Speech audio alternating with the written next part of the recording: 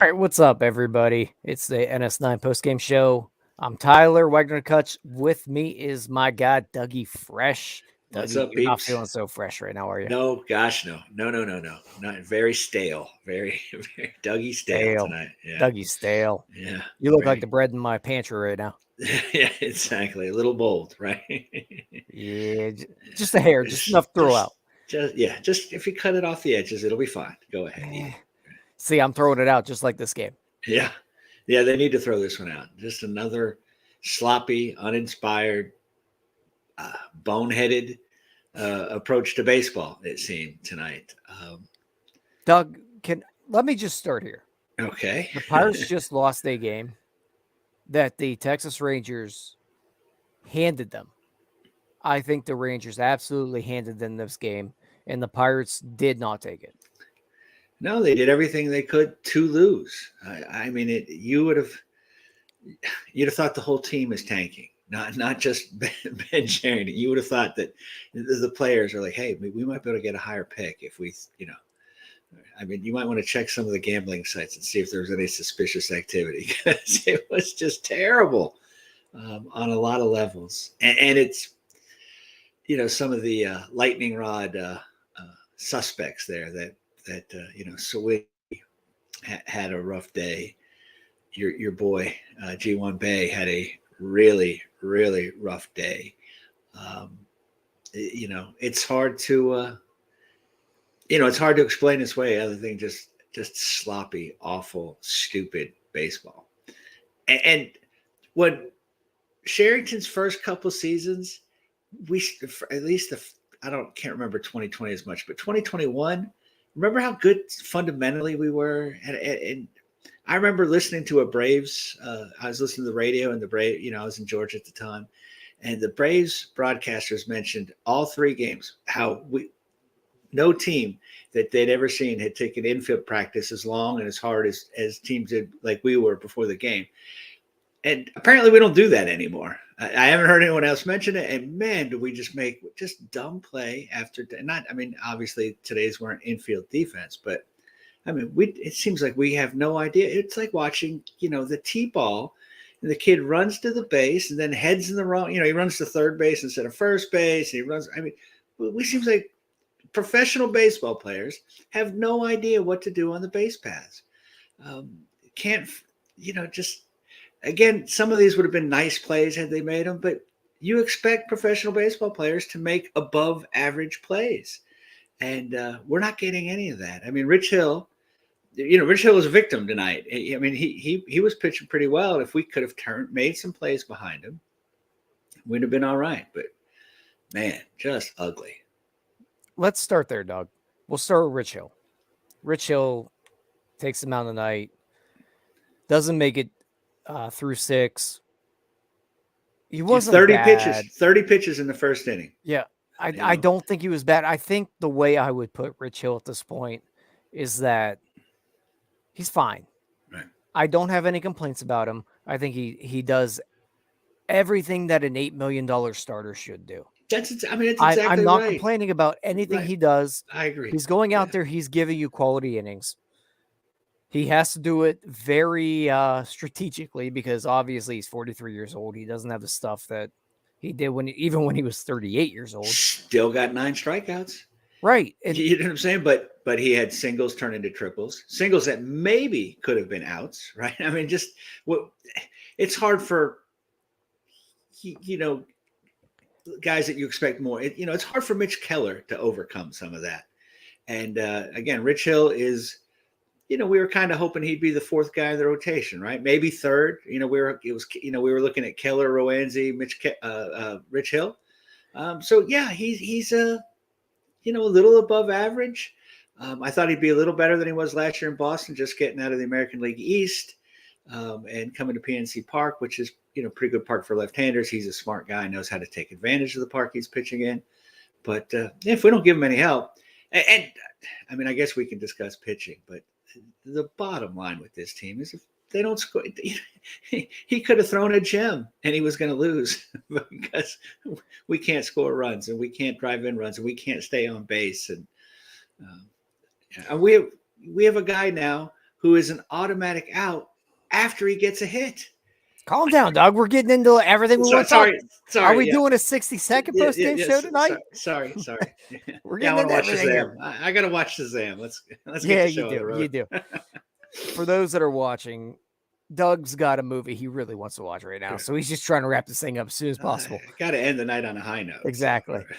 But back to Rich Hill, I'm just at the point now where I think in my brain I was thinking, maybe this guy turns into what we've seen from Vince Velasquez, for example, where it's like, there's little magic left there. Instead, we're getting, what you would hope to get out of an $8 million starting pitcher. He's been very serviceable.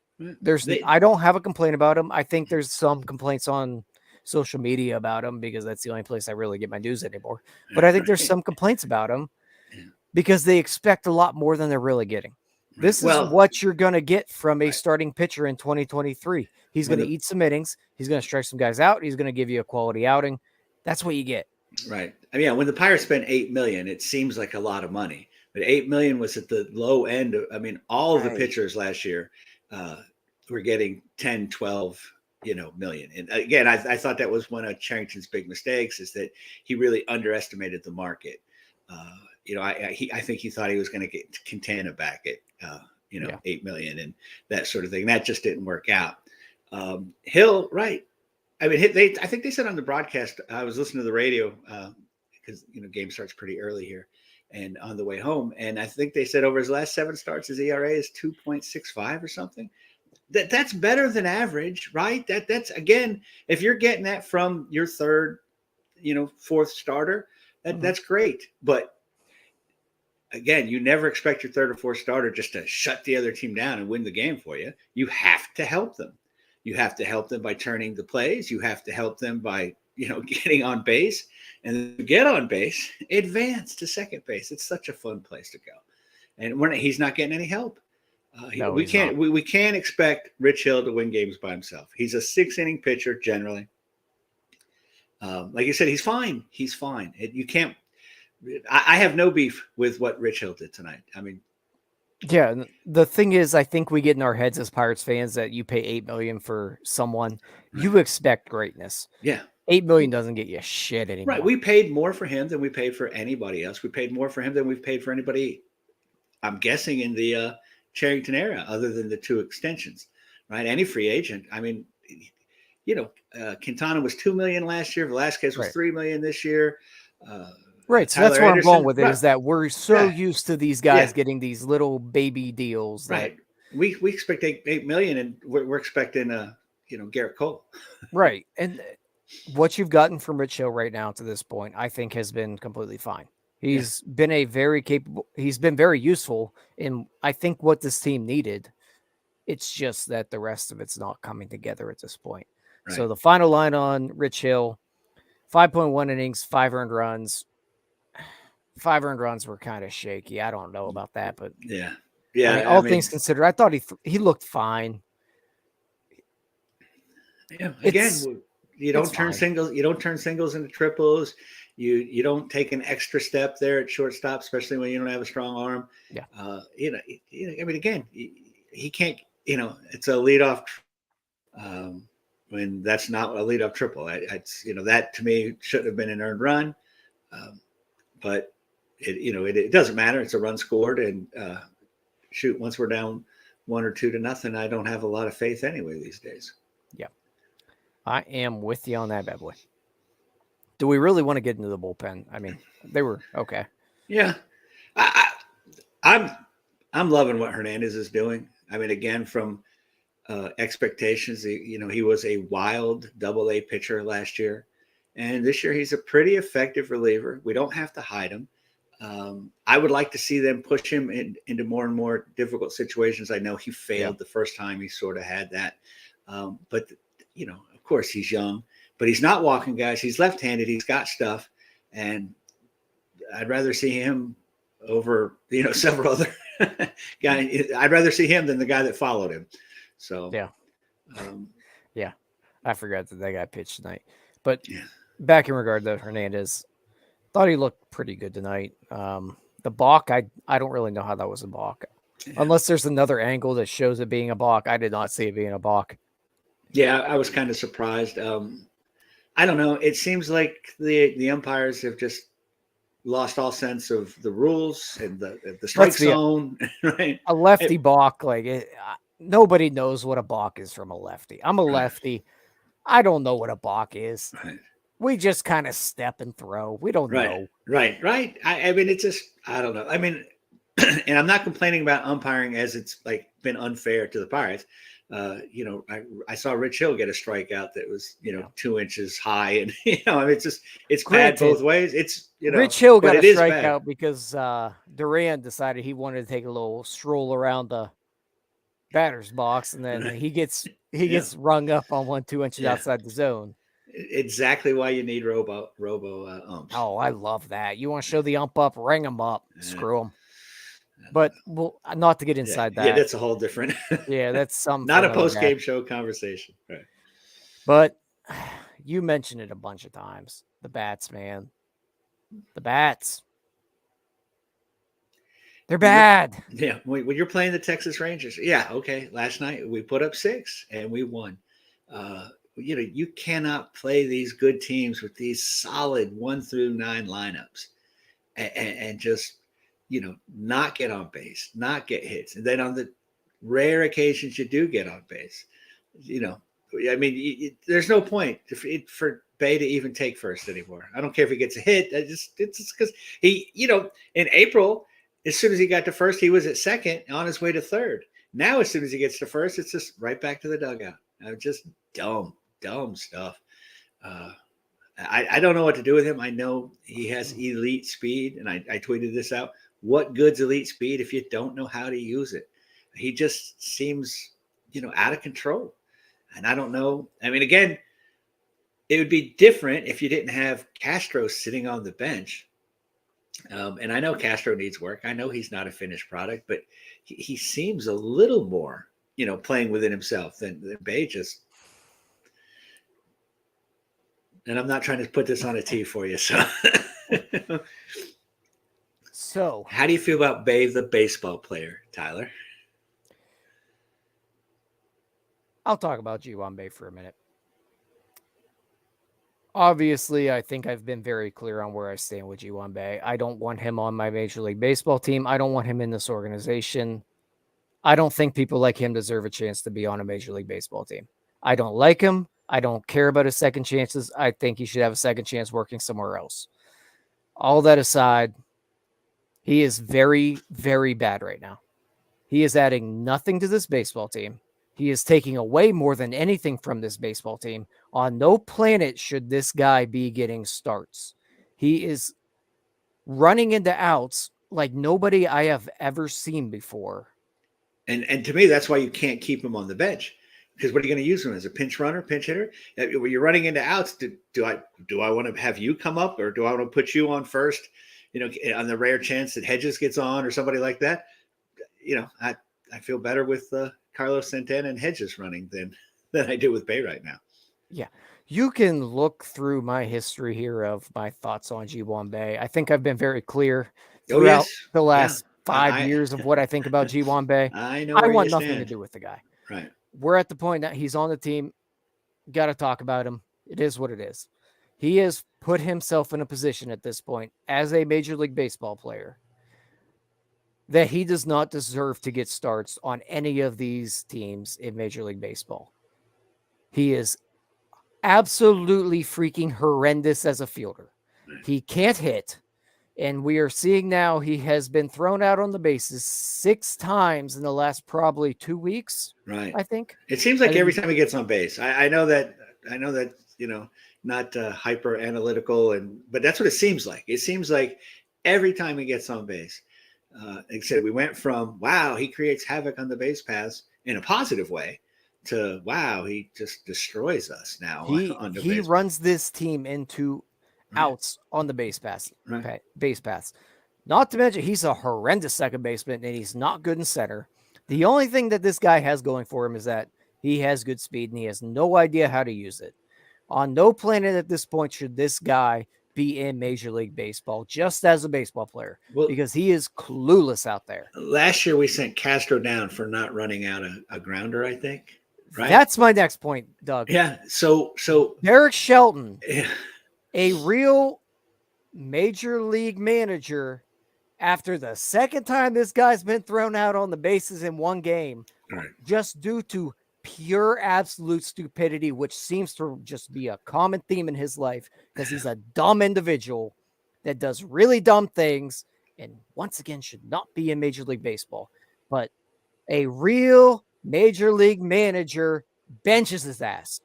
He should have been on the bench immediately after being thrown out at second base. Yeah. Yeah. Oh, yeah. Yeah. I should have yanked him. And I mean, if he's in the lineup tomorrow, I mean, quite frankly, tomorrow he should probably be at AAA. He right? should be in AAA he should tomorrow. Probably be at AAA.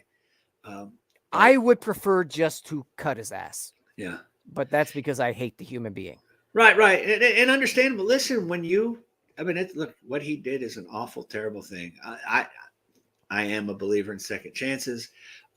But again, you have to, second chances come with a lot of responsibility, and you have to earn it in several ways, and not just by your contrition or not doing something. And which we ain't seen shit of, but right. And he is just, he's just throwing this chance away. You know what I'm saying? Like given what he's done in his past, you want to see good judgment from him. And we're certainly not seeing that as a baseball player. And I know those things don't correlate. Sure, and I do not want, by no means am I correlating his crime, his crime with baseball in any way, shape, or form. Right. But if we're going to give him a second chance, then he needs to be, above reproach, not just in his personal life, but on the field as well. And hey, it's just, again, it gets harder and harder to roster this guy. You don't feel good about him personally. And if you don't feel good about him playing baseball, then why is he here? And throw all that out the window. This team needs someone that can play some damn defense. Yeah. This guy can't. No. He is, honestly, just as a baseball player here, the guy is reckless on the field. He has no clue what he's doing. No, I know I'm an old, bald, white man, but it seems like he's more concerned with his hair game than his baseball game. God, if I see him get up, one more, hair around with his stupid freaking earrings. Right? Yeah, it doesn't seem like he's been humbled appropriately by that is either a great way to put it, or by his either personal life or by his many, many, many baseball failings. Right? Like in the 7th grade, if I got thrown out at second base, I hung my head for 2 days until the next, but yeah, he does not seem, and I'm not ready to pronounce anything about Peguero or anything, but he certainly looks like he's rounding into shape. And if you have other options, I don't know. It just, yeah. Now, like if we just put this all in one vacuum here, right now, he is not a major league caliber baseball player. Right. Yeah, you could exclude all the other conversation. Right. He is a negative WAR player. Jim tweeted about the other day. Carlos Santana has a better base running rating than right. Ji-Hwan Bae. 37. He's not doing anything pounds. well. Right. And not to mention, Rodolfo Castro's just chilling on the bench. Right. Chilling. Right. And again, us as fans, we would like to, given our record, given where we are, we'd like to see us kind of going for it. But this organization is still sort of using this year to find out who guys are. So let's find out. We're doing it with Jack Sawinski.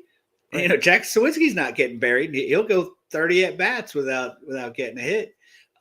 So why aren't we doing that with Castro? I mean, to me, they're very similar players. These great hot streaks, followed up by these just disappearances.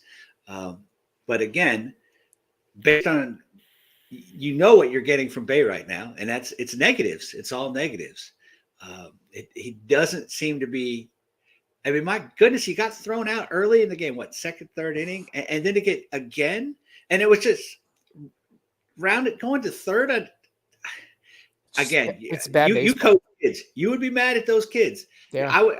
My coach in we call minor league when I was like 8 years old, Gary Welker would have literally kicked me in the ass for that, right? Because you could do that back then. I think we might need Gary Welker to come coach G1 Bay. I wonder where he is. He's up there in Meadville somewhere. I mean, at this point, though, you have to do something because the baseball IQ is just not there with him. Right.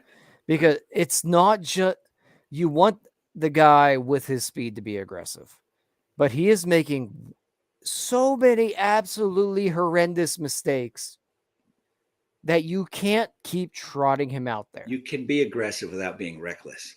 He's not being aggressive. He is being just out. He is absolutely foolishly reckless. Right now. I mean, he's hurting the team.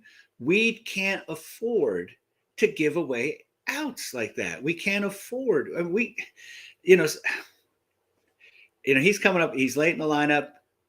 Our best opportunity, our best hitters are coming up, and he's just, he might as well take the bat out of there. Exactly. Austin Hedges is right behind him. Well, after that out, we get to McCutchen, who seems like he wants to get to 2,000 hits by the end of this week. So, and we're wasting it. We're wasting it because he's coming up with 2 outs. So. Yeah, which is another argument for another time. I would, if we're gonna continue to trot G1 Bay out there, hitting him 8th does nothing for me. You got to move him up in the lineup because if for him to be valuable to you, you can't have Austin Hedges behind him. Because you got to turn the lineup over there, and him hitting 8th to me, you're not being able to use him to his full skill set. Right. Well, I mean, you would think that, okay, Hedges comes up and this guy can steal second. So you don't have to have Hedges bunt necessarily. So maybe he gets lucky and puts the ball in play, which he does. I mean, he doesn't strike out all the time. That's why I probably just hit him 7th that way. But you can steal second. Yeah. Hope. But Bay, I don't care if they make the bases an extra foot long, an extra foot wide. Now it doesn't matter. He's getting thrown out. He's getting picked off. He's not helping. He's not helping right now. If nothing else, you sit him down for a week, and say, all right, get into the film room with Tarek Brock or somebody and pick up because Bob Watt keeps mentioning it. He doesn't get a good lead. I don't know if it's because he has so much faith in his speed but I mean, he's not getting a good lead. He's not doing anything right. He's not doing anything right. And I didn't want to turn this into the Bay Show. I'm sure you didn't as well. Oh, I did. Yeah. But in case we weren't sure how you felt, Brian. I mean, it's very fortunate that I did not take this down a way worse path of just completely taking a dookie all over him. Yeah. But I didn't. Good for me. Pat on back. Good job. You can find my thoughts on Twitter because I have many of them. Anything else happen offensively that you? So it just comes back to me that this team is not hitting the ball over the wall. Yeah. We can go up and down this lineup all day. They got to hit home runs, and they are not doing so. The power's gone. That's the big issue to me right now with the offense. And we went from, again, a pretty, consistent lineup up and down there in April to now. I mean, Reynolds is not hitting as well as he can. June's coming. That's his month. Hopefully that'll help because McCutchen's doing well. I mean, Reynolds is still solid enough, but he's got no one hitting behind him. He's getting no protection. So they're not pitching to him. I mean, it's got to be frustrating for him. Sawinski, now we've moved Sawinski to third. Yeah, and that's. I mean, he needs to be batting 7th. And when you look at a guy like Sawinski, he's a streaky hitter. He's got to put the ball over the wall more often. Yeah, like right now, we're in this stretch where he's just not doing so. No. You look at a Carlos Santana. He's got to put the ball over the wall. Yeah, he's really due. He's got 2 home runs. Like this there year. are 3-4 guys, and even Brian Reynolds. These guys have to hit home runs. Right. this lineup is not deep enough at this point with all the injuries. They cannot get through without putting the ball over the fence. Right. And they're not doing it right now. They're not good enough to string together enough hits to really be a good offense. No, we have too many, sort of black holes so right. Even if you get a hit here, you get a hit there, the next three guys are, strikeouts. It's just too much punch and Judy right now. And at some point we got to get back to the Earl Weaver pitching defense, 3-run home run. At some point, right. They got to hit a home run. Right. Yeah. I mean, exactly.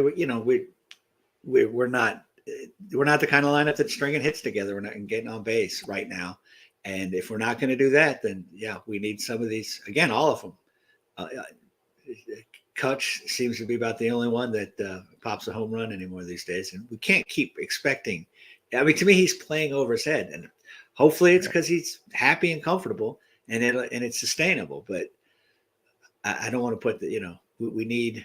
Yeah, I mean, this lineup is missing Cruz. Let's just be for real. It is really missing Cruz. It's Cruz, even Choi. Yeah. Like they need some depth here. Like those are two, you hope, above average hitters. They're missing right now. And when you're sitting Rodolfo Castro every day, who was an above average hitter last year, I mean, it all adds up to three guys. He sure seems like a whipping boy, doesn't he? Castro seems like for some reason, this organization is using Rodolfo Castro as an example of things when G1 Base should be the damn example. Right. There should be a new whipping boy now, right? Someone else needs to get set down. And Castro, we need to forgive him of his sins, whatever they are. And I don't know. I have no idea what those sins are, but they're way worse or way. Yeah. Well, we're not playing. They're not nearly as bad as G1 Base. Yeah. He's a much better defensive second baseman than he is at shortstop. So he's not. He's not killing us at short anymore. He does have some pop. His OPS is still up over 800, I think. I mean, and I'm not saying that Rodolfo Castro is going to cure this lineup. No. Gosh, no. But for God's sake, you got to have some pop here.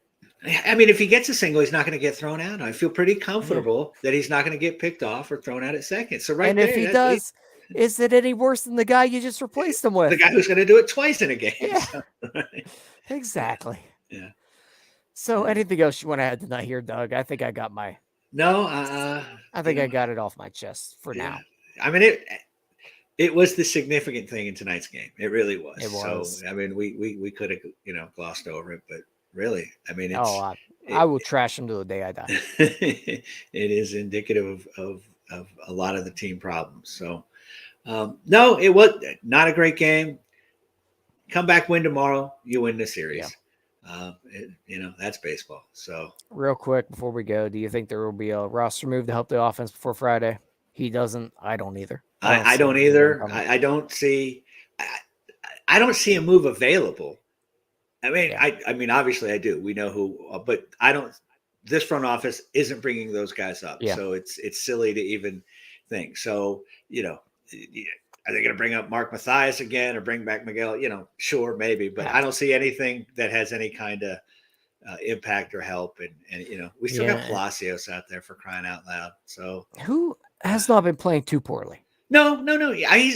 He's like fourth on my list of people I want to crack on. He's been the most nondescript call up we've had at a lot. I mean, I don't ever seem to notice him. And then occasionally gets. For God's sake, he might be the best call up Ben Sherring he's ever had. It's like John Nagowski all over again. Just a guy come up, hit for a few weeks, and we'll call it a day. The big Nagowski. Yeah. All right. On that note, let's get the hell out of here, Doug. All right. Pirates lose 6-1. Life sucks. There is no player of the game. There is no player of the game. No. The player of the game is everybody that threw G1 Bay out. It's a player of the game. We're out of here. Peace out, Girl Scouts. See you guys tomorrow. Hey, you all. Thank you for watching. I know we try to provide the most entertaining content that we can, and we'd love to spread it to as many people as possible. So I know it doesn't seem like a lot, but if you could take the 5 seconds to like this video and subscribe to the page, it helps out so much more than you know. Thank you, and let's go Bucks.